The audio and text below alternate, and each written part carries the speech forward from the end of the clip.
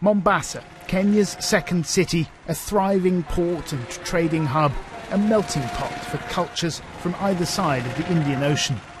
It's also a place where police and security officials are increasingly concerned about Islamist extremists recruiting young, unemployed men to jihad.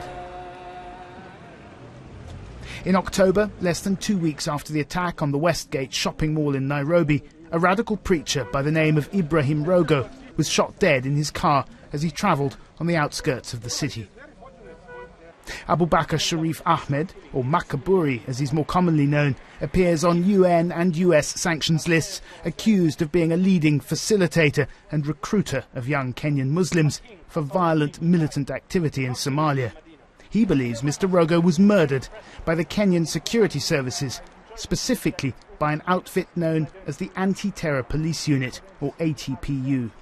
They are preempting attacks by killing anybody who has the potential to do an attack or who they think has the potential to instigate an attack. And are they picking the right people, in your view? Maybe yes, but mostly no. The Anti-Terror Police Unit receives funding, training and equipment from Britain and the United States. A human rights group has compiled a report detailing dozens of cases of extrajudicial killings, disappearances, torture and rendition allegedly carried out by the ATPU. I was following this. I went to the morgue, I attended postmortems, I get the witnesses. ATPU, those guys who know the operation also, we have interviewed them and they are saying, they're confirming this, you know. For security matters, we cannot disclose them, but that's the reality. They want to impress the British. They want to impress Americans. They want to impress the world because they are getting funding from the American, because they're getting training from the British. No.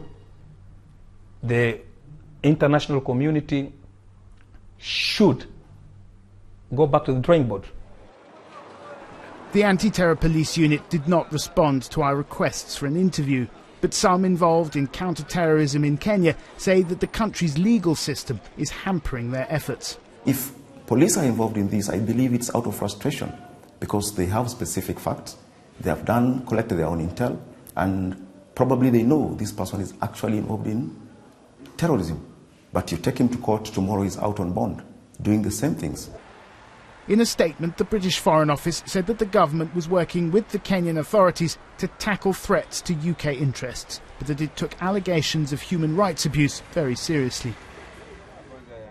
In Mombasa, you don't have to look very hard to find young Muslim men who resent what they say is victimization by the police. There are threats from the police, of course, mainly the Anti-Terror Police Unit.